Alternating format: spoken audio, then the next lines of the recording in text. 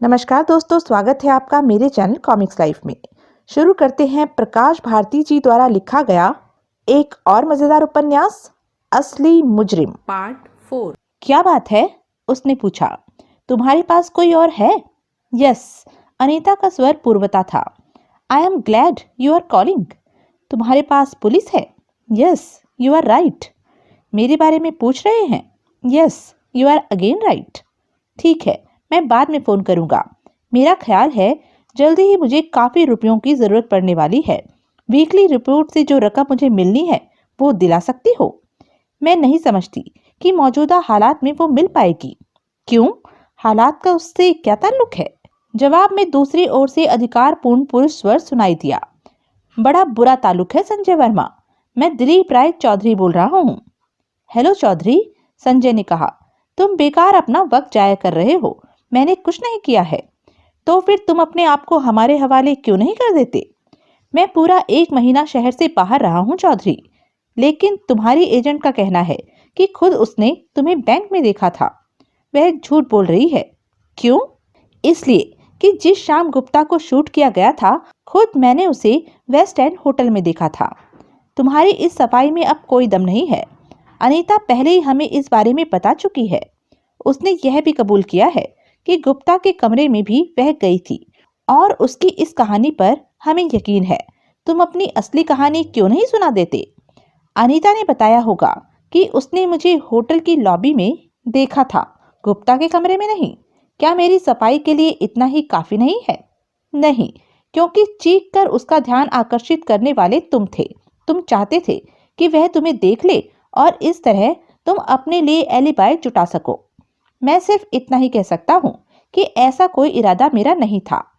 चौधरी को कुछ और कहने का मौका दिए बगैर संजय ने संबंध विच्छेद किया और गेट के पास आ खड़ा हुआ।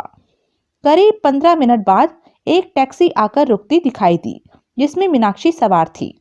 संजय लपक कर पिछली सीट पर उसकी बगल में जा बैठा। संजय, मीनाक्षी फंसी सी आवाज में कह रही थी, यह क्या हालत बना रखी है? तुम्हारा चेहरा। अपने डुप्लीकेट से मुलाकात हो गई थी। उसने पिस्तौल के दस्ते से मेरी यह हालत बनाकर बेहोश कर दिया। मेरा ख्याल है तनेजा के पहुंचने के बाद उसने मेरा किस्सा ही निपटा देना था, लेकिन मैं पहले ही भागने में कामयाब हो गया। तुम पागल हो, उसके पास गए ही क्यों? मीनाक्षी ने कहा। उसकी बाह पकड़कर उसे अपने पास खींचा और उसके होठों पर चुंबन जड़ दिया। उस नर्म स्पर्श से भी संजय को इतनी दुखन हुई कि वह करह उठा। मेरा ख्याल था कि इस तरह रकम का कुछ सुराग मिल जाएगा। सुराग मिला? लगता तो ऐसा ही है। रेलवे स्टेशन के क्लॉक रूम में सामान रखने पर दी रसीद का एक हिस्सा मुझे मिला है और पता चला है कि तनेजा की कोई सहेली भी इसमें शामिल है। अनुमानता मेरी डुप्लीकेट तनेजा और तनेजा की सहेली के पास उस रसीद का एक एक हिस्सा मौजूद है, उन सबके लिए लाइफ इंश्योरेंस की शक्ल में।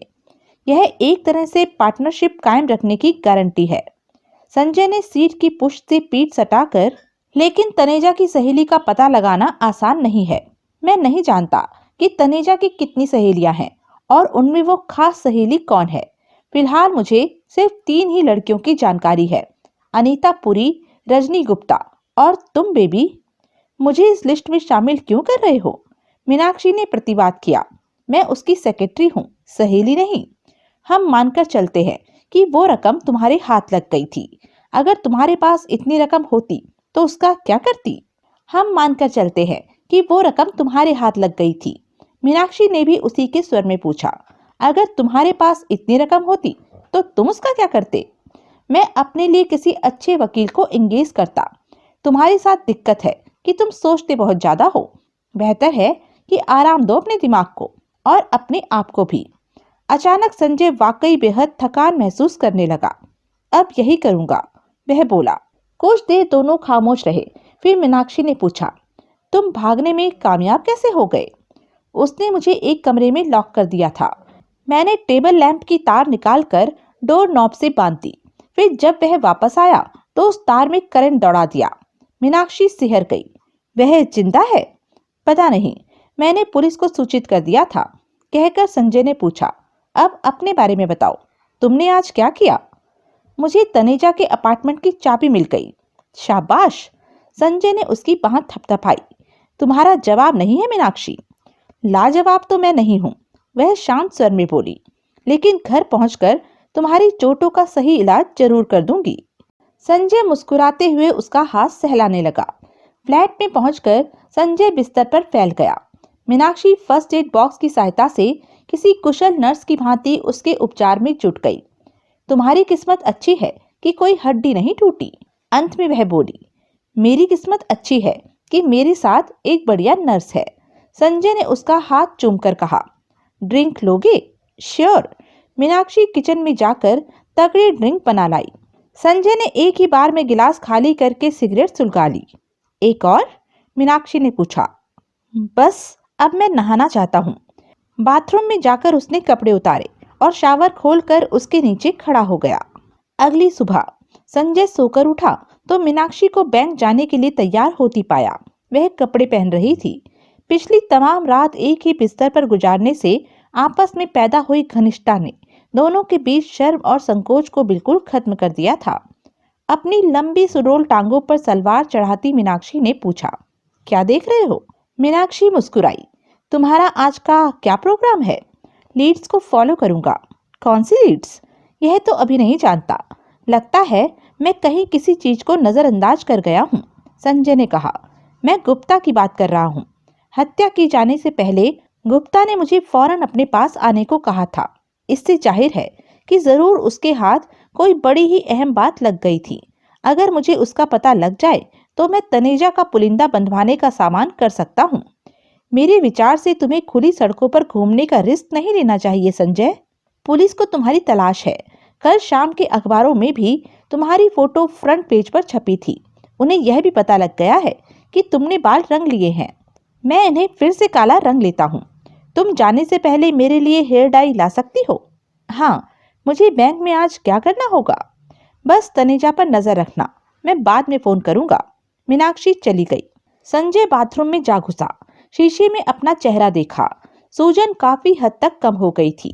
खरोचे और कट भरने आरंभ हो गए थे, लेकिन दुखन अभी थी और उसका हुलिया भी खासा खराब था। शावर के नीचे खड़ा होकर स्नान करता संजय पिछले कुछ एक रोज की घटनाओं को अब तक प्राप्त जानकारी के आधार पर समझने की कोशिश करने लगा। तनेजा और डुप्लीकेट पीताम्बर दत्त के लिए 50 लाख का उस रकम को उसी रोज बैंक से बाहर ले जाना बेहद जरूरी था, जिस रोज उन्होंने पैरोल के असली नोटों के बैग को रद्दी कागज की गड्डियों के बैग से बदला था। और 50 लाख की रकम ने अगर उसमें सभी नोट 100 वाले रहे थे तो 500 गड्डियों ने काफी जगह घेरनी थी। जाहिर था कि उस रकम को पैरोल के उसी बैग में तो बैंक से बाहर ले जाया नहीं गया होगा, क्योंकि वो आसानी से हर एक की निगाह में आ सकता था, जबकि उन लोगों ने किसी को शक करने का जरा भी मौका नहीं देना था। 500 गड्डियों को ले जाने के लिए सबसे सही चीज थी सूटकेस, मगर बैंक से सूटकेस लेकर निकलने वाला तनेजा या डुप्लीकेट आसानी से हर एक की निगाहों में आ सकता था, इसलिए यह रिस्क भी उन्होंने नहीं लिया था। बैंक से रकम को बाहर ले जाए जाने का जो इकलौता तरीका संजय को सूझ सका वो था तनेजा असिस्टेंट मैनेजर था। उस जैसा एग्जीक्यूटिव अपने ब्रीफकेस में, जो कि यकीनन बड़े साइज का रहा होगा, नोटों की गड्डियां सजाकर बैंक से ले गया होगा। लेकिन बड़े से बड़े ब्रीफकेस में भी इतनी गड्डियां आ गई होंगी, यह मुमकिन नहीं लगता था। इसका मुनासिब जवाब था एक ही जैसे 2 ब्रीफकेस। तनेजा पहले एक नोटों से भरे ब्रीफकेस को अपनी कार में छुपा आया होगा, फिर कार में रखा दूसरा खाली ब्रीफकेस लेकर किसी बहाने से वापस बैंक में लौटा और उसे भी नोटों से भरकर बाहर ले जाकर कार में रख दिया। खाली पैरोल बैग को भी बैंक से हटाना उतना ही जरूरी था, लेकिन उसके लिए डुप्लीकेट ने अपना ब्रीफकेस इस्तेमाल किया होगा। संजय ने आगे सोचा, नोटों वाले ब्रीफकेसों को बैंक से बाहर ले जाकर उन्होंने क्या किया होगा? उस रकम को तनेजा न तो अपने घर में रख सकता था और न ही किसी दूसरे के पास छोड़ सकता था। तभी उसे याद आया, डुप्लीकेट की जेब से मिला रेलवे स्टेशन के अमानती सामान घर में सामान रखने की रसीद का एक हिस्सा। इसका मतलब था सारी रकम को एक सूटकेस में भरकर वहां जमा करा दिया गया था और रसीद 3 टुकड़े करके तीनों पार्टनरों ने एक एक टुकड़ा ले लिया था। इस सिलसिले का दिलचस्प पहलू था कि तीनों में कोई भी अकेला या 2 व्यक्ति मिलकर क्लॉक रूम से सूटकेस को क्लेम नहीं कर सकते थे, क्योंकि पूरी रसीद न दिखा पाने की सूरत में उनसे सूटकेस की शिनाख्त कराई जानी थी और यह तक पूछा जाना था कि उसमें क्या चीजें थी। फिर क्लॉक रूम वालों ने यह यकीन करने के लिए कि सूटकेस वास्तव में उसे क्लेम करने वाले या वालों का ही था, सूटकेस को खोलकर भी देखना था, जबकि उनमें से किसी के लिए भी ऐसा रिस्क लेने का सवाल ही पैदा नहीं होता था। तीनों न चाहते हुए भी एक दूसरे पर यकीन करने के लिए मजबूर थे, यानी हर एक एंगल को पूरी तरह कवर किया गया था। अपने इस निष्कर्ष से संतुष्ट होने के बाद संजय ने सोचने की कोशिश की, अगर वह किसी प्रकार उस सूटकेस को क्लॉक रूम से निकालकर ग्लोब इंश्योरेंस कंपनी के इन्वेस्टिगेटर परेश नाथ पवार के हवाले करके सारी दास्तान सुना दे, तो क्या खुद को बेगुनाह साबित कर सकता था। लेकिन जल्दी वह समझ गया कि ऐसा कुछ नहीं हो पाएगा। इससे सिर्फ एक ही बात साबित होगी, रकम शुरू से उसके कब्जे में थी और अब क्योंकि उस पर पुलिस का दबाव बहुत ज्यादा बढ़ गया था, इसलिए वह बुरी तरह घबरा गया था और इस तरह अपनी नेक नियति जाहिर करके खुद को बेगुनाह साबित करना चाहता था। संजय अपना जिस्म पोंछकर बाथरूम से बाहर आ गया। मीनाक्षी द्वारा बताए गए तरीके से मेकअप द्वारा गाल के जख्म का निशान छुपाकर कपड़े पहन लिए। चंद क्षणोपरांत मीनाक्षी फ्लैट में दाखिल हुई। उसका चेहरा सफेद पड़ा हुआ था और वह बुरी तरह हाँफ रही थी। वह मर गया संजय, वह कठिन स्वर में बोली। संजय चौंका। कौन? वही आदमी जिससे तुम फॉरेस्ट रोड वाले मकान में मिले थे। संजय किसी गौदी की भांति उसे देख रहा था। लो, खुद ही पढ़ लो। मीनाक्षी उस रोज का सुबह का अखबार उसे थमाकर बोली। संजय ने मुख पृष्ठ पर दिया गया समाचार पढ़ा। समाचार के मुताबिक पीताम्बर दत्त का बैंक से चुराई गई रकम से रिश्ता जोड़ना तो दरकिनार रहा, उसकी लाश की शिनाख्त पुलिस नहीं कर पाई थी। उस समाचार के बगल में ही उसके अपने बारे में भी फोटो सहित छपा था कि बैंक से चुराई गई रकम के सिलसिले में पुलिस को उसकी तलाश थी। पुलिस द्वारा जनता से उसे पकड़वाने की अपील की गई थी, लेकिन इस बात का कोई जिक्र नहीं था कि संजय वर्मा ने पिछली शाम एसपी चौधरी से फोन पर बातें की थी। तभी उसकी निगाह पीताम्बर दत्त वाले समाचार के एक खास हिस्से पर पड़ी और वह सिर से पांव तक कांप कर रह गया। समाचार में छपा था, जब पुलिस मौकाए वारदात पर पहुंची तो वह दरवाजे के पास मरा पड़ा था। उसका हाथ डोर नॉब पर था और बिजली की तार का शू स्विच बोर्ड के प्लग से जुड़ा हुआ था, जबकि संजय को यकीनी तौर पर याद था कि बिजली की तार को स्विच बोर्ड से निकाल दिया था। संजय, मीनाक्षी ने टोका, तुमने अपनी जान बचाने के लिए ऐसा किया था ना? हाँ, मैं तुम्हारी कोई मदद कर सकती हूँ। मीनाक्षी के चिंतित स्वर में सहानुभूति का गहरा पुट था। तुम पर जो गुजर रही है मैं जानती हूँ, यूं ही किसी की हत्या तुम नहीं कर सकते। संजय ने अपने हाथों का कंपन छुपाने के लिए उन्हें कोट की जेब में ठूंस लिया। फिर इस बात को दिमाग से झटक कर पूछा, क्या तनेजा के पास बड़े साइज का कोई ब्रीफकेस है? हाँ। गुप्ता की हत्या के बाद तुमने उसे देखा है? याद नहीं। आज बैंक पहुंचकर चेक करना, अगर उसके पास पुराने की जगह नया ब्रीफकेस हो तो पता लगाना कि उसने कहां से खरीदा था। ठीक है, लेकिन इससे होगा क्या? अगर उसके पास नया ब्रीफकेस है और यह पता लग जाता है कि वो उसने कहां से खरीदा था, तो मैं उस स्टोर में जाकर पता लगा लूंगा कि क्या तनेजा के हुलिये वाले किसी आदमी को पिछले कुछ एक दिनों में उन्होंने कोई ब्रीफकेस बेचा था। उससे क्या होगा? मैं साबित करना चाहता हूँ कि पेरोल की रकम को बैंक से बाहर ले जाने के लिए तनेजा ने अपना पुराना ब्रीफकेस इस्तेमाल किया था। तुम इनाम पाना चाहते हो? मेरी जान बच जाए मेरे लिए यही काफी है। वैसे जहां तक इनाम की बात है, उससे भी इनकार मैं नहीं करूंगा। वैसे कितना इनाम है? सही जानकारी तो मुझे नहीं है, लेकिन ऐसे मामलात में रकम रिकवर कराने वाले को कुल रकम का 10% तक भी दिया जाता है। 10%? 5 लाख? इतने पैसे से तो खूब ऐश की जा सकती है। क्या तुम मेरे साथ ऐश करना चाहोगी? जरूर, मीनाक्षी हंसी। सपने देखने में कोई हर्ज नहीं है। सपना नहीं, यह हकीकत है। सामान बांधना शुरू कर दो, संजय ने कहा। फिर उसको खींचकर सीने से लगाया। तुम फिर शुरू हो गए? वह कृत्रिम रोष पूर्वक बोली। तुम्हें ऐतराज है? नहीं डार्लिंग, लेकिन मुझे बैंक भी तो जाना है। थोड़ी देर से नहीं जा सकती? जब तुम्हें इनाम मिल जाएगा मैं जाना बिल्कुल बंद कर दूंगी। मीनाक्षी ने हंसते हुए उसे स्वयं से परे धकेला और अपना कोट और हैंडबैग उठाकर दरवाजे की ओर दौड़ गई। संजय दरवाजा बंद करके मीनाक्षी द्वारा लाई गई डाई की शीशी उठाकर बाथरूम में चला गया। बाल रंगने के बाद उसने किचन में जाकर मीनाक्षी द्वारा तैयार करके रखा गया नाश्ता किया। टेलीफोन की एसटीडी सुविधा का लाभ उठाते हुए उसने मिसिंग पर्सन स्क्वाड में रह चुके अपने दोस्त हरनाम सिंह सोडी को फोन किया। सोडी, संबंध स्थापित होने पर वह बोला, संजय वर्मा बोल रहा हूँ। मैं ज्यादा देर बातें नहीं कर सकता। अखबारों में मेरे बारे में पढ़ा है? हाँ। यह सब क्या हो रहा है संजय? मैंने कुछ नहीं किया है दोस्त, वरना तुम्हें फोन नहीं कर रहा होता। मुझे तुम्हारी मदद चाहिए।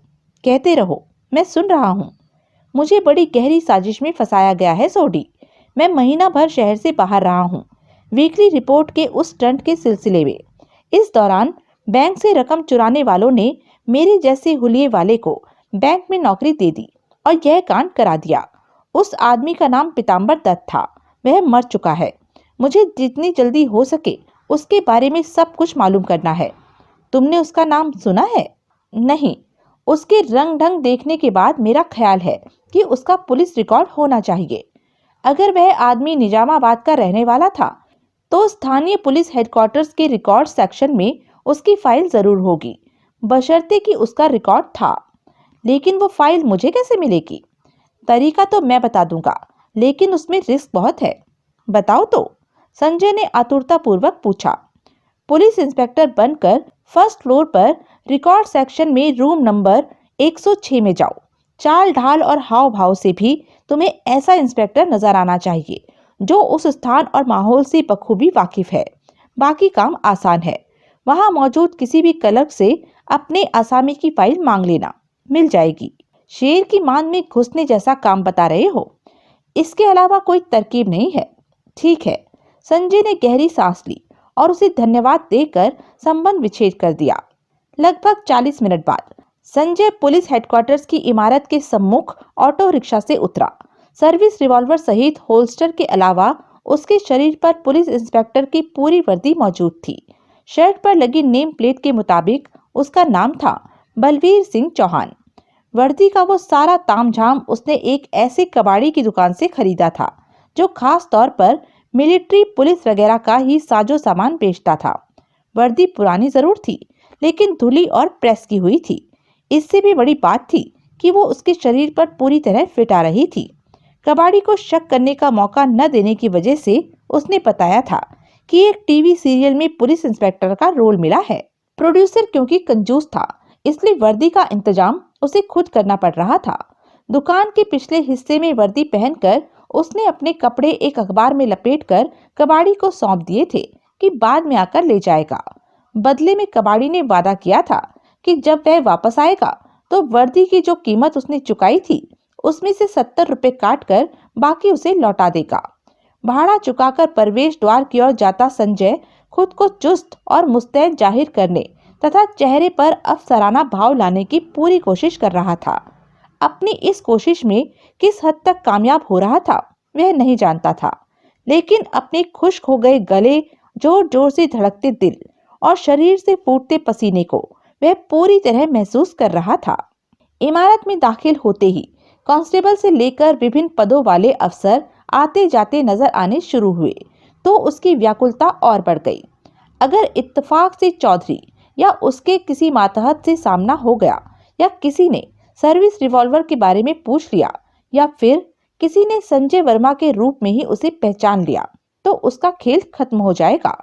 मामूली एहतियात के तौर पर उसने अपने कैप माथे पर थोड़ी ज्यादा झुका ली। स्वयं को सामान्य बनाए रखने का भरसक प्रयत्न करता हुआ वह सीढ़ियों द्वारा पहली मंजिल पर पहुंच गया। रूम नंबर 106 बाईं ओर तीसरा कमरा था। अपने दिल को कड़ा करता हुआ वह भीतर दाखिल हुआ। कमरा काफी बड़ा था। वहां केवल 5 आदमी मौजूद थे। उनमें बड़े से डेस्क के पीछे मौजूद ऐनकधारी बावर्दी अधेड़ इंस्पेक्टर इंचार्ज नजर आ रहा था। वर्दी पर लगी नेम प्लेट के मुताबिक उसका नाम जगतपाल सिरोही था। उसे देखकर ही लगता था कि रिटायरमेंट की बाकी बची अवधि को बेमन से पूरी कर रहा था। संजय सीधा उसी के सामने जा खड़ा हुआ। सिरोही साहब, गला पूरी तरह सूख चुका होने के बावजूद वह शिष्ट स्वर में बोला, आपके यहाँ किसी पीताम्बर दत्त की कोई फाइल है? अधीर ने ऐनक नाक पर जमाते हुए उसे घूरा। यह पीताम्बर कौन है? पता नहीं, एसपी साहब ने सिर्फ नाम ही बताया था। कौन से एसपी साहब? दिलीप राय चौधरी। ओह, अधेड़ कराहता सा बोला, फाइल मंगाई है? जी हाँ, चौधरी साहब में यही कमी है।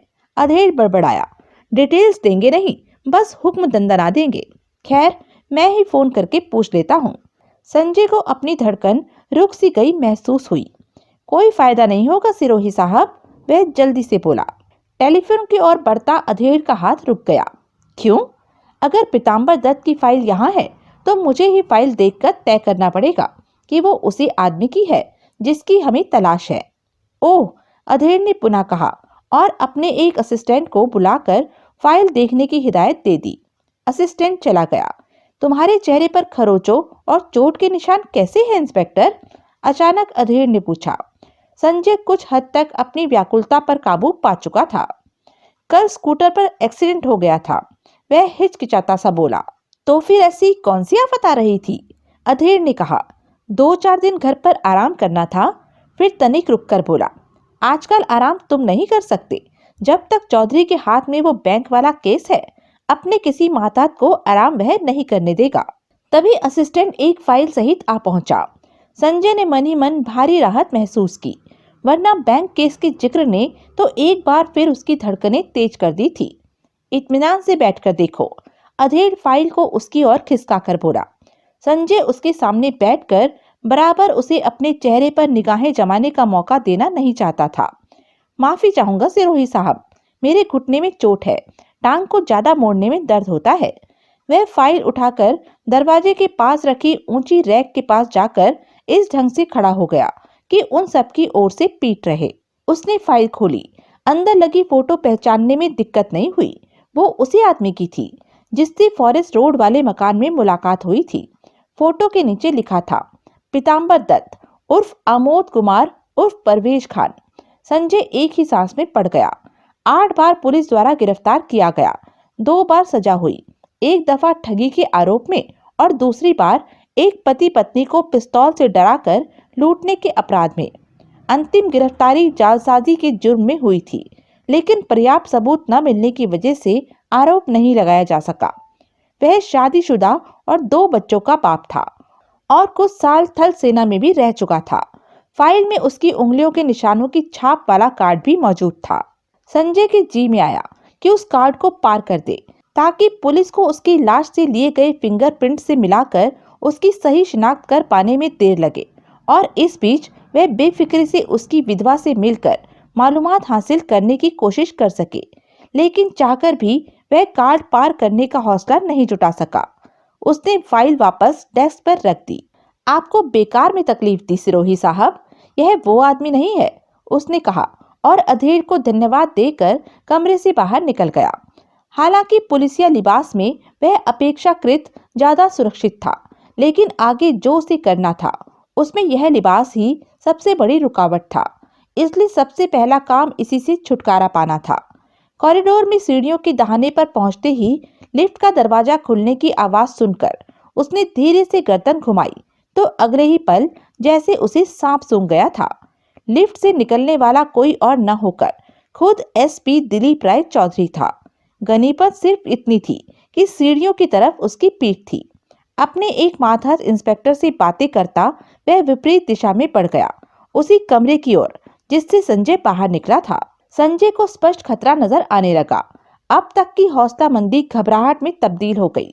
चौधरी उसी रूम नंबर 106 में जा रहा था अथवा कहीं और, यह देखने के लिए रुकने की बजाय वह दबे पांव तेजी से सीढ़ियां उतरता चला गया। इमारत से निकलकर ऑटो रिक्शा में सवार होने के बाद भी वह राहत महसूस नहीं कर सका। पीताम्बर की फाइल पढ़ने के बाद अपने मकसद में कामयाब होने की उसकी खुशी गायब हो चुकी थी। कॉरिडोर में चौधरी के दिखाई देने से पहले तक उसे यकीन हो चला था कि भाग्य वास्तव में पूरी तरह उसका साथ दे रहा था, लेकिन अब वही यकीन पूरी तरह हिल गया नजर आने लगा था। चौधरी के कमरा नंबर 106 में कदम रखते ही अधेड़ इंचार्ज ने उसे सब कुछ बता देना था। फिर चौधरी ने पीताम्बर दत्त की फाइल देखते ही समझ जाना था कि उसका नाम लेकर आने वाला नकली इंस्पेक्टर कौन था, और फिर बेचारे अधीर सहित अपने तमाम मातहतों पर भी उसका गुस्सा कहर बनकर टूट पड़ना था। संजय वर्मा की तलाश की सरगर्मियां और भी ज्यादा तेज हो जानी थी। इस दफा पुलिस की वर्दी भी उसके हुलिये में शामिल हो जानी थी। संजय ने जितना जल्दी हो सके इस वर्दी से छुटकारा पाने का फैसला कर लिया। उसके पास यह जानने का कोई साधन नहीं था कि चौधरी को उसके हेडक्वार्टर्स में आने के बारे में पता चल चुका था या नहीं। इसलिए वापस कबाड़ी की दुकान पर जाकर वर्दी के बदले में अपने कपड़े और बकाया पैसे लेने का रिस्क लेना समझदारी नहीं थी।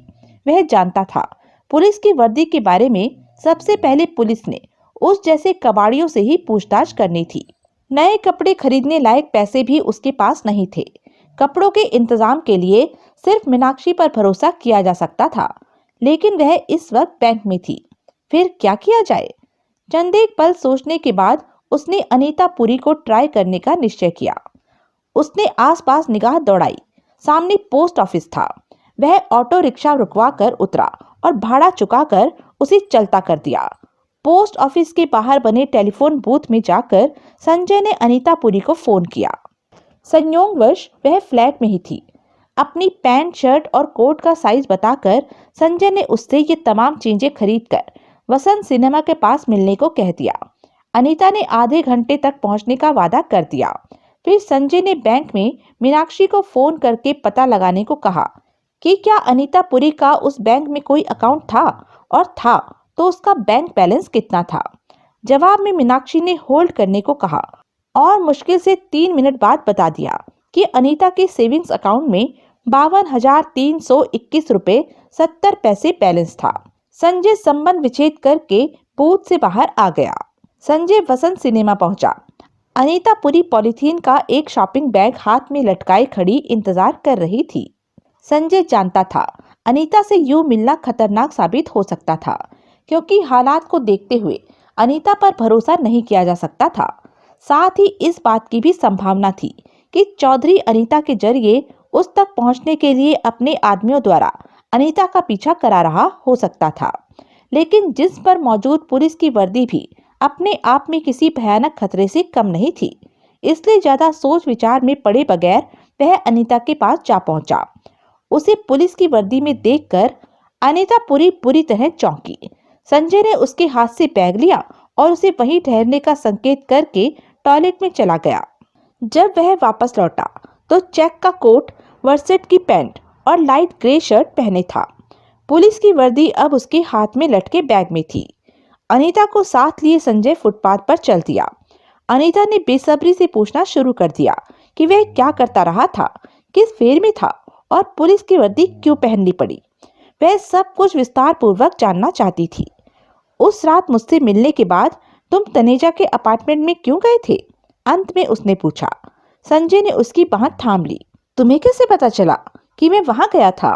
अनीता हंसी। अखबार में पढ़ा। तुम वहां क्या करने गए थे? मैं देखना चाहता था कि वह कितना कुछ कबूल करता है। कितना कबूल किया उसने? काफी, कहकर संजय ने पूछा।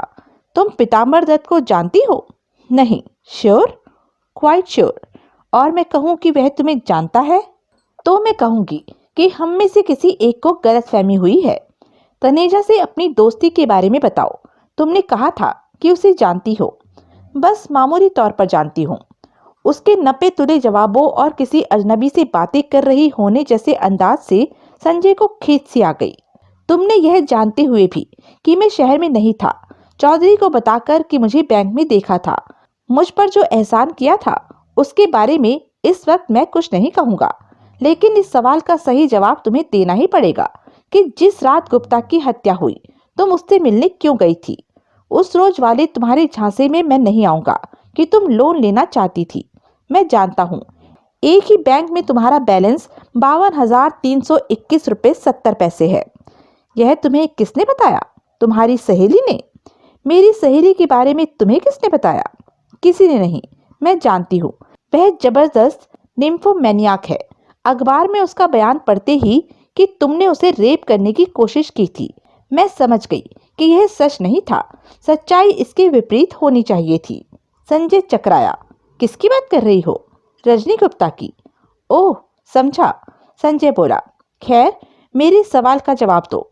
उस रात गुप्ता से मिलने क्यों गई थी? ठीक है, बताती हूँ।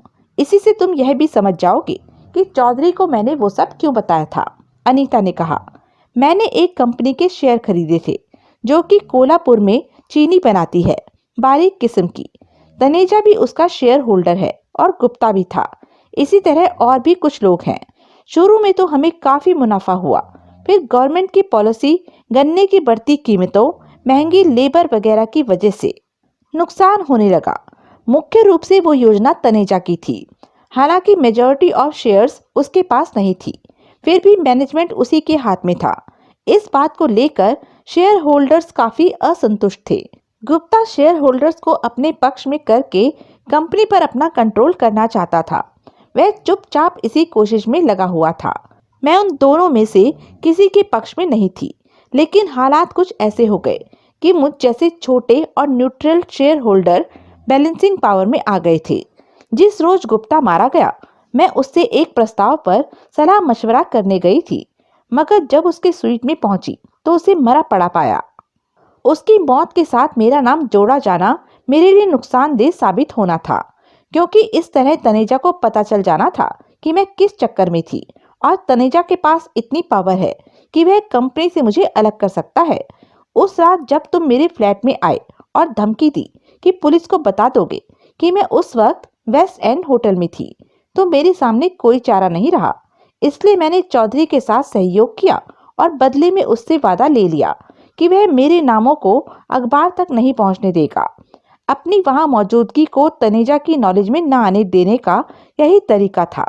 सच ही है सारी कहानी। फिलहाल मैं इस पर विश्वास किए लेता हूँ। क्या तुम्हारी इस कंपनी में इतना ज्यादा पैसा इन्वॉल्व था कि मर्डर के लिए तगड़ा मोटिव बन सके? मर्डर की मार्केट प्राइस क्या है मैं नहीं जानती, लेकिन किस्मत अगर साथ दे तो उस कंपनी को कंट्रोल करने वाला आदमी कुछ एक सालों में ही करोड़ों बना सकता है।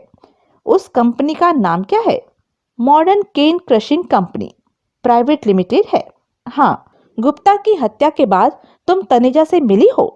हाँ, अनीता हिचकिचाती सी बोली। किस लिए? यह बताने के लिए कि कंपनी के शेयर होल्डर्स की इस लड़ाई में मैं उसके साथ हूँ। और रजनी गुप्ता, क्या वह भी इस कंपनी की शेयर होल्डर है? हाँ, अनीता पुनः हिचकिचाती सी बोली। रजनी आज रात मेरे साथ डिनर लेना चाहती है, इसी कंपनी के बारे में विचार करने के लिए। लेकिन उससे पहले मैं तुमसे 5,000 रुपया उधार लेना चाहता हूँ। नहीं संजय, मुझसे नहीं। क्यों? क्या मैं लेमार हूँ या तुम नहीं जानती कि मुझे वीकली रिपोर्ट से 32,000 रुपये मिलने वाले हैं? इन हालात में वे तुम्हें अपने पास भी नहीं फटकने देंगे, और अगर मैं खुद को बेगुनाह साबित कर दूं तब बात अलग होगी। लेकिन मुझे 5,000 रुपये की सख्त जरूरत है। क्यों? मुझे जल्दबाजी में शहर छोड़ना पड़ सकता है। तुम्हारी मदद करना तो मैं चाहती हूँ, लेकिन यह जानबूझकर पैसा बर्बाद करने वाली बात है। तब तक संजय एक खाली जाता ऑटो रिक्शा रोक चुका था। अनीता सहित उसमें सवार होने के बाद बोला, नहीं, यह पैसे को इन्वेस्ट करने वाली बात है। कैसे? हो सकता है पैरोल की वो रकम मुझे मिल जाए और उसे वापस लौटाकर मैं इनाम पाने में कामयाब हो जाऊं। शहर छोड़कर? संजय ने अपना जूता खोलकर जुराब उतारी और क्लॉक रूम की रसीद का हिस्सा निकालकर उसे दिखाया, जो पीताम्बर दत्त की जेब से मिला था। उसे दिखाने के पीछे संजय का आशय था, अगर तनेजा की सहेली के तौर पर अनीता इस बखेड़े में शामिल थी तो रसीद का हिस्सा देखकर वे लोग घबरा जाएंगे, और अगर इसमें शामिल नहीं हुई तो रसीद का वो हिस्सा उससे 5,000 का कर्ज दिलाने बतौर गारंटी थोड़ी मदद कर सकता था।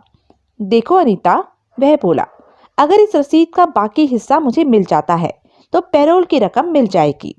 अनीता कई पल खामोश बैठी उसे देखती रही, फिर दिलचस्पी जाहिर करते हुए पूछा, इससे तुम्हें पैरोल की रकम कैसे मिल जाएगी? संजय गौर से उसे देख रहा था। यह मुझे तनेजा के पार्टनर से मिला था, उसी आदमी से जो मेरे डुप्लीकेट के तौर पर बैंक में रहा था, बशर्ते कि तुम खुद ही अपने डुप्लीकेट के तौर पर बैंक में नहीं रहे थे। अगर मैंने ऐसा किया होता तो 5,000 रुपये उधार लेने के लिए तुम्हारी खुशामद नहीं करता। रसीद के टुकड़े को जेब में रखता हुआ संजय बोला, इस बारे में सोचना, मैं तुम्हें फिर कांटेक्ट करूंगा। और हाँ, तुमसे 5,000 उधार लेकर मैं 10,000 लौटाऊंगा। चौराहे पर रेड लाइट पाकर ऑटो रिक्शा रुक गया। ठीक है, मैं इस बारे में सोचूंगी, अनीता ने कहा और नीचे उतरकर हाथ हिलाती हुई फुटपाथ की ओर बढ़ गई। उसे जाती हुई देखता संजय सोचने पर विवश हो गया कि वह अचानक इस तरह उतरकर क्यों चली गई। पीताम्बर दत्त के ड्राइविंग लाइसेंस पर दिया गया पता ढूंढने में संजय को कोई दिक्कत पेश नहीं आई।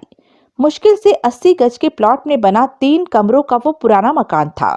घंटी के जवाब में हाउसवाइफ नजर आने वाली करीब 35 वर्षीय एक स्त्री ने दरवाजा खोलकर उसे घूरा। मिसेस दत्त? संजय ने पूछा। हाँ, वह शुष्क स्वर में बोली। संजय मुस्कुराया। नमस्ते भाभी जी, वह शिष्ट स्वर में बोला। मेरा नाम निरंजन त्रिपाठी है। तो पीताम्बर ने आपको बताया नहीं? आर्मी में हम दोनों दोस्त थे। वह घर में नहीं है, स्त्री ने तल्खी से कहा। ओह, संजय ने ऐसा जाहिर किया मानो यह सुनकर उसे भारी निराशा हुई। मैं तो बड़ी उम्मीद देकर आया था कि पुराने दोस्त से मुलाकात हो ही जाएगी।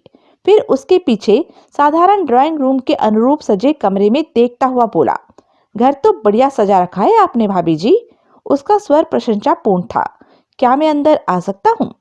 स्त्री ने कई पर उसे घूरा, फिर एक तरफ हट गई। उसके बगल से गुजरकर संजय भीतर दाखिल हुआ और एक सोफा चेयर पर बैठ गया। पीताम्बर आजकल क्या कर रहा है? स्त्री दरवाजा बंद करके पलटी। उसकी आंखों में संदेहपूर्ण भाव थे। इन्वेस्टिगेटर है। वाह, क्या इन्वेस्टिगेट करता है? यह मुझे नहीं मालूम, मैं खुद ही पूछ लूंगा। ऑफिस कहाँ है उसका? वह संजय के सामने बैठ गई। उसका कोई ऑफिस नहीं है। वाह, यानी अपना बॉस भी वह खुद ही है? हाँ, लेकिन तुम्हारे बारे में उसने कभी कुछ नहीं बताया। अजीब बात है, मुझे तो वह अक्सर खत लिखता रहता है। क्या करता है यह तो कभी नहीं लिखा, लेकिन खतों से जाहिर था कि खासा नावा कमा रहा है। उसने यह भी लिखा था कि कोई मोटा दाव लगने वाला है। लंबी चौड़ी हाँकना उसकी आदत है, मैं 12 साल से सुनती आ रही हूँ। लेकिन मोटे दाव वाली बात तो सही होनी चाहिए। सब बकवास है, सही कुछ नहीं है। ओह, याद आया, संजय अंधेरे में तीर मारने जैसी कोशिश करता हुआ बोला। वह जालसाजी के किसी लफड़े में फंस गया था, वो निपट गया। तो इस बारे में भी बता दिया था उसने। हम दोनों गहरे दोस्त हुआ करते थे भाभी जी। बैंक वालों ने उस पर लगाया इल्जाम वापस ले लिया था, इसलिए बच गया, वरना जेल में चक्की पीस रहा होता। मुझे भी याद आ रहा है, इस बारे में उसने लिखा तो था कि तनेजा नाम के किसी आदमी ने इस मामले में उसकी मदद की थी। स्त्री ने असमंजसता पूर्वक पलकें झपकाई। तनेजा? हाँ, शायद यही नाम था। यह नहीं हो सकता, मुझे तो उसने गुप्ता बताया था। गुप्ता? संजय चिल्लाता सा बोला। यह नहीं हो सकता। लेकिन सामने बैठी स्त्री जरा भी झूठ नहीं बोल रही थी। वह आदमी दिनेश राज गुप्ता ही रहा होगा। गुप्ता की हत्या के बाद संजय नतीजा निकाल बैठा था कि उसका इससे कोई लेना देना नहीं था, लेकिन अब वह साफ समझ सकता था कि गुप्ता भी इसमें गले तक फंसा हुआ था, तनेजा की ही तरह। अचानक स्त्री उठकर खड़ी हो गई। उसकी आंखों में अब तक व्याप्त संदेह के भावों का स्थान क्रोध ने ले लिया था। कौन हो तुम? वह गुर्राई। क्या चाहते हो? मैं तुम्हें देखते ही समझ गई थी कि जरूर कोई गड़बड़ है। तुम्हारा गुस्सा करना ठीक है, लेकिन मेरे पास इसके अलावा कोई और तरीका नहीं था। खैर, मैं तुम्हें सच्चाई बताता हूँ, तुम्हारा पति मर चुका है। स्त्री ने घोर अविश्वास पूर्वक उसे घूरा। मर चुका है? पीताम्बर मर गया? हाँ, मुझे अफसोस है। अफसोस है? वह चिल्लाई। तुम्हें अफसोस है? फिर किसी विक्षिप्त स्त्री की भांति जोर से हंसी। तुम्हें किस बात का अफसोस है? तुम हो कौन? मेरा नाम परेशनाथ पवार है। संजय झूठ का सहारा लेकर बोला। ग्लोब इंश्योरेंस कंपनी में काम करता हूँ। चाहो तो फोन करके चेक कर सकती हो। निजामाबाद बैंक से 50 लाख की जो रकम चुराई गई थी, हमारी कंपनी ने उसका बीमा किया था। मैंने रेडियो पर उस चोरी के बारे में सुना था। संजय ने नोट किया कि पति की मौत की खबर से जरा भी दुख उसे नहीं हुआ था, जो इस बात का सबूत था कि जरायम पेशा अपने पति से वह औरत इस बुरी तरह बेजार हो चुकी थी कि पति के लिए उसके पास नफरत के सिवा कुछ नहीं बचा था। तुम्हारा पति भी इसमें शामिल था, इसी वजह से कल दोपहर बाद वह मारा गया। मुझे यकीन नहीं आता, वह बोली। अगर ऐसी बात थी तो पुलिस यहाँ क्यों नहीं आई? लाश पुलिस के पास ही है, लेकिन उसकी शिनाख्त अभी वे नहीं करा पाए हैं। हम लोग भी काम तो पुलिस के सहयोग से ही करते हैं, लेकिन हमारे काम करने का तरीका अलग और ज्यादा तेज है, इसलिए उन लोगों से पहले यहाँ आ पहुंचे। तुमने यह बात शुरू में ही क्यों नहीं बता दी थी? इसलिए कि पहले मैं जानना चाहता था तुम कितना कुछ जानती हो। मुझे खुशी है कि तुम इसमें बिल्कुल भी शामिल नहीं हो। अगर होती तो इनाम की रकम में से तुम्हें कुछ भी हमने नहीं देना था। कौन सी इनाम की रकम? स्त्री ने फौरन पूछा। हमारी कंपनी बैंक से चोरी गई रकम को बरामद कराने वाले को इनाम दे रही है।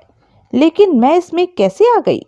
इसीलिए कि जिस आदमी के पास वो रकम है उसी ने तुम्हारे पति की हत्या की थी।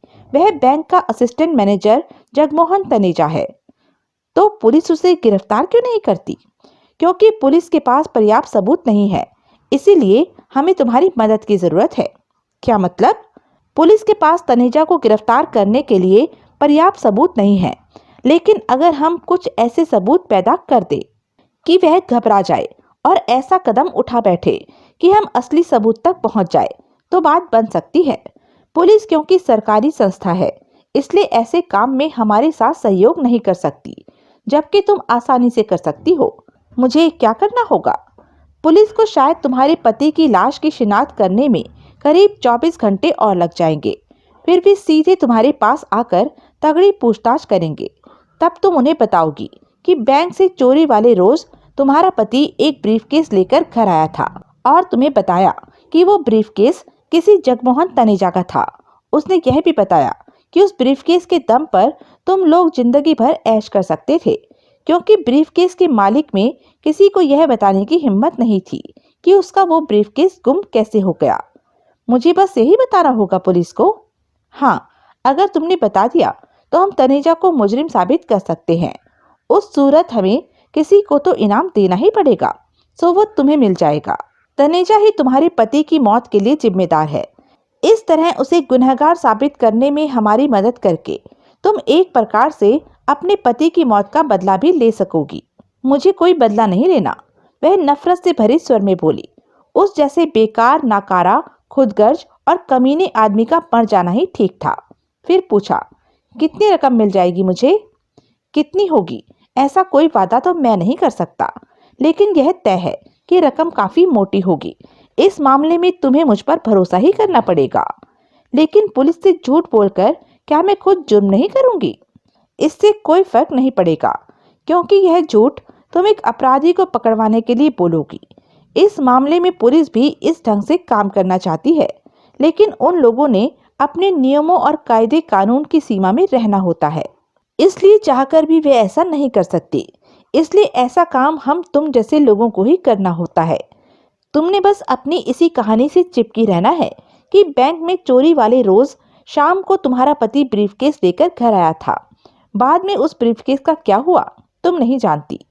जब वे पूछेंगे कि ब्रीफकेस कैसा था, तब क्या जवाब दूंगी? यह जानकारी आज शाम तक मैं तुम्हें दे दूंगा। इसका क्या सबूत है कि मेरे पति की हत्या तनेजा ने ही की थी? अदालत में पेश किया जाने लायक सबूत तो मैं नहीं दे सकता, लेकिन तुम्हें यकीन जरूर दिला सकता हूँ। तुम्हारे पास किस तरह का सबूत है?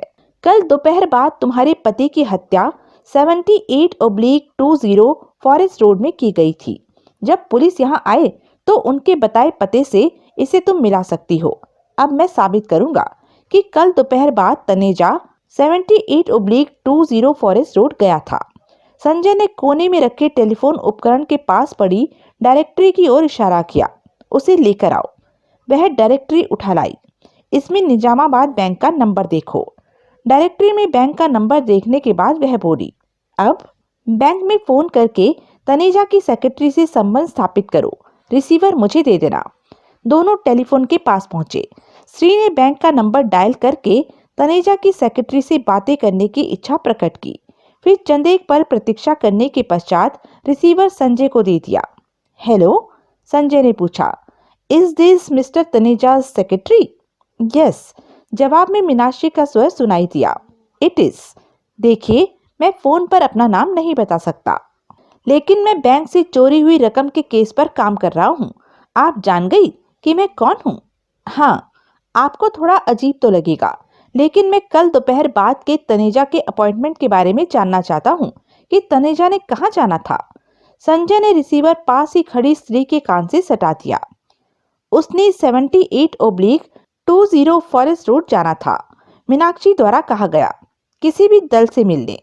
संजय ने रिसीवर वापस अपने कान से सटाकर माउथ पीस में थैंक यू कहा और संबंध विच्छेद करके स्त्री की ओर देखा। अब तो तुम्हें यकीन आ गया। हाँ, एक बात और, क्या तुम्हारे पति ने कभी मॉडर्न क्रेन क्रशिंग कंपनी का जिक्र किया था? नहीं।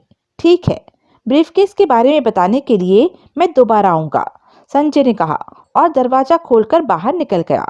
मुश्किल से 5 मिनट बाद वह एक पब्लिक टेलीफोन बूथ से मीनाक्षी से बातें कर रहा था। थैंक यू मीनाक्षी, मदद के लिए बहुत बहुत शुक्रिया। मैं अपनी योजना को अमल में ला रहा हूँ। वो किस बारे में है? मैं यह तो साबित नहीं कर सकता कि गुप्ता की हत्या करने और बैंक से रकम चुरा ले जाने वाला तनेजा था, इसलिए मैं उसे एक साजिश में फंसाने वाला हूँ, जैसे कि तुमने मुझे फंसाया था। कुछ देर पहले फोन पर जो तुमने पूछा था, वो क्या चक्कर था? यह मैं फोन पर नहीं बता सकता। तुमने तनेजा का ब्रीफकेस चेक किया था? हाँ, वो वही पुराना वाला है। ओह, मेरा तो ख्याल था कि उसके पास नया ब्रीफकेस होगा। खैर, उसी के बारे में बताओ। ग्रे कलर का वीआईपी का है, सुनहरी रंग के उसके नाम के प्रथमा अक्षर भी उस पर बने हुए हैं। उस पर कोई खास निशान, खरोंच वगैरह है? नहीं। तुम्हारे यहाँ लंच किस वक्त होता है? 2 बजे। क्यों? लंच टाइम में उसे पार करके मेरे पास ला सकती हो। पार करके? आखिर तुम हो किस चक्कर में? तुम्हें बताया तो है कि तनेजा को फंसाना चाहता हूँ। मेरी समझ में कुछ नहीं आ रहा है। तुम चाहती हो कि मैं इस किस्से को निपटा दूं? हाँ, लेकिन ठीक है, मैं उसे कोर्ट में छिपाकर ले आऊंगी। गुड गर्ल, कहाँ मिलोगी? सोचना पड़ेगा। हाँ, याद आया, किचन कॉर्नर ठीक रहेगा। पहले यह बहुत बढ़िया रेस्टोरेंट हुआ करता था, लेकिन आजकल प्रिपरेशन की क्वालिटी गिर जाने की वजह से ज़्यादा लोग वहाँ नहीं जाते। 2 बजे के बाद मुझे वहीं मिलो। ठीक है। सुनो, इंश्योरेंस कंपनी से जो आदमी आया था, वह अपना कोई विजिटिंग कार्ड वहाँ छोड़ गया था? पता नहीं, देख लेना। अगर उसका कोई कार्ड वहाँ हो तो साथ ले आना। मिल गया तो ले आऊंगी। संजय ने रिसीवर यथास्थान रखकर डायरेक्टरी में निजामाबाद टाइम्स का नंबर देखा। वो सबसे बड़ा स्थानीय अखबार था। रोजाना 3 एडिशन निकलते थे, मॉर्निंग, नून और इवनिंग। विज्ञापन से संबंध स्थापित करके संजय ने पूछा, अगर इस वक्त विज्ञापन दिया जाए तो इवनिंग एडिशन में छप जाएगा? यस सर, दूसरी ओर से स्त्री स्वर में कहा गया। मैं इसे 3 रोज तक छपवाना चाहता हूँ। That's no problem. Your good name sir? Sanjay ने तनेजा का नाम, घर का पता और फोन नंबर बताने के बाद पूछा, अगर विज्ञापन अभी दे दूं और इसकी पेमेंट बाद में आकर दी जाए तो चलेगा? बिल्कुल चलेगा।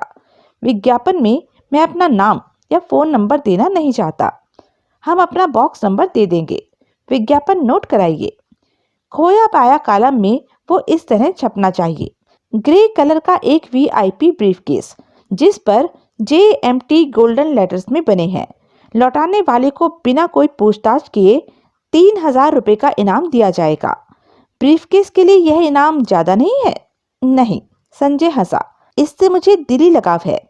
ओह, उसमें कुछ था? नहीं, खाली था। अपना बॉक्स नंबर NT462 है। Thank you madam. कितनी पेमेंट करनी होगी? संजय ने पूछा। रकम बता दी जाने के बाद फिर पूछा, पेमेंट करने के लिए किसके पास जाना होगा? मेरे पास। मेरा नाम मार्का डिसूजा है। Thanks a lot madam. Phone disconnect करके संजय सड़क पर पहुंचा और ऑटो रिक्शा में सवार होकर निजामाबाद टाइम्स की ओर रवाना हो गया। लगभग 25 मिनट बाद विज्ञापन विभाग में मिस मार्का डिसूजा के सामने मौजूद संजय कह रहा था, 5 मिनट पहले एक आदमी ने मुझे यह रकम आपको देने के लिए दी थी मैडम। उसने फोन पर बताई गई रकम जेब से निकालकर उसके सामने रख दी और गंजा वह आदमी काफी नर्वस था। उसका कहना था कि यह उसके द्वारा खोया पाया कॉलम में दिए गए विज्ञापन की कीमत है। इस काम के बदले में मुझे 50 रुपए भी उसने दिए थे। मेरी समझ में तो कुछ नहीं आया, आपकी समझ में आ रहा है? उस विज्ञापन की जानकारी तो मुझे है, लेकिन यह समझ में नहीं आ रहा कि वह खुद ही यहाँ क्यों नहीं आया। वह काफी घबराया हुआ सा था। मार्का डिसूजा ने नोट उठाकर गिने और डेस्क के एक ड्रॉर में डाल दिए। खैर, हम विज्ञापन छाप देंगे, वह बोली। विज्ञापन का मैटर और कीमत हमें मिल चुके हैं। संजय जाने के लिए मुड़ा तो उसने टोका, रसीद नहीं चाहिए? रसीद का मैं क्या करूंगा? वह आदमी तो मुझे पैसे देते ही गायब हो गया था, संजय ने कहा और सिर झुकाए बाहर निकल गया। इमारत से निकलकर फुटपाथ पर जा रहे लोगों के बीच चलता हुआ संजय सोचने की कोशिश कर रहा था। पिताम्बर दत्त की विधवा ने गुप्ता और अपने पति के बारे में जो बताया था, उससे संजय की सारी थ्योरी ही बिटकर रह गई थी।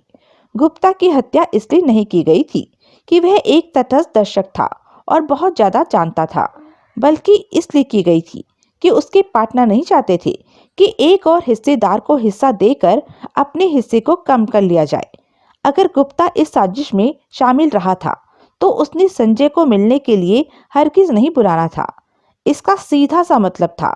उस शाम जब संजय ने गुप्ता के स्वीट में फोन किया था तो स्वीट के फोन पर बात करने वाला गुप्ता नहीं था, उसका हत्यारा था। गुप्ता के स्वीट से फोन पर बातें करने वाला यकीनन हत्यारा ही था।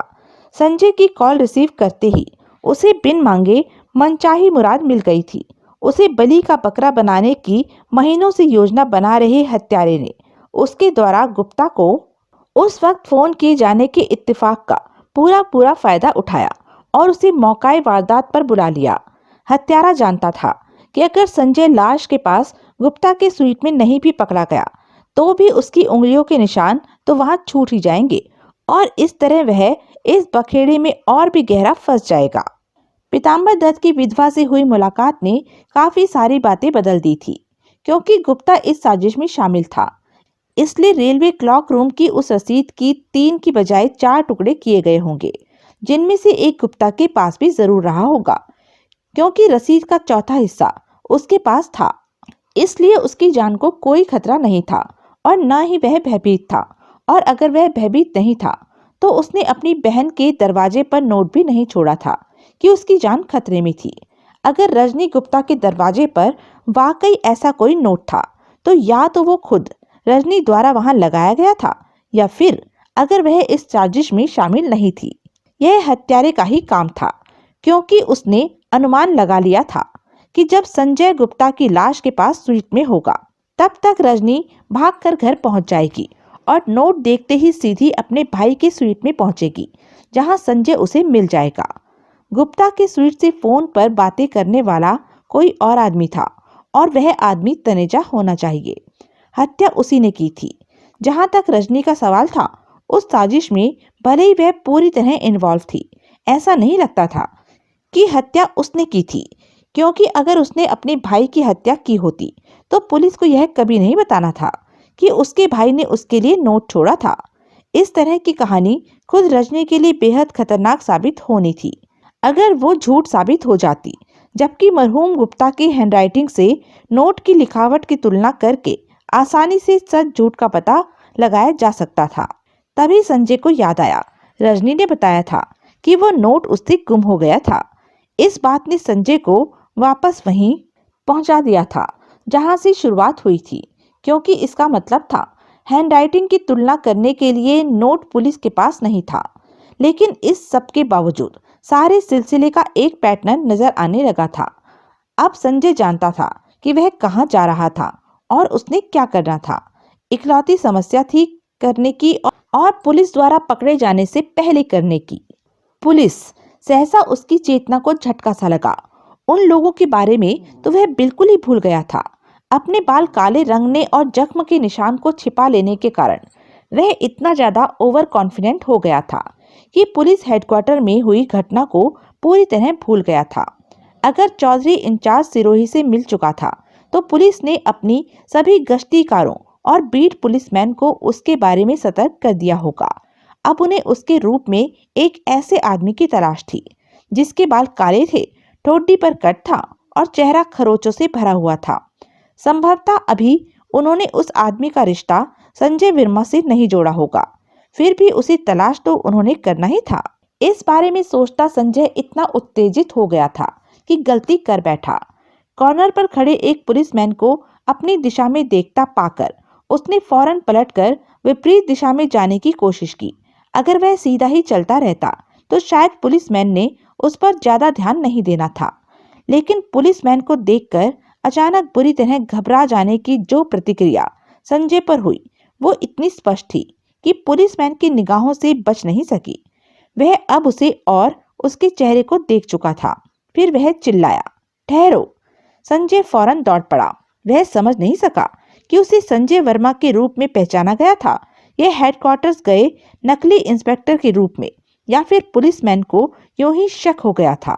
तो यह थी अब तक की कहानी। आगे की कहानी जानने के लिए बने रहें मेरे साथ। और हाँ, मेरे चैनल को लाइक, शेयर और सब्सक्राइब करना ना भूलें। और कमेंट करके ज़रूर बताएं कि यह वीडियो आपको कैसा लगा। धन्यवाद।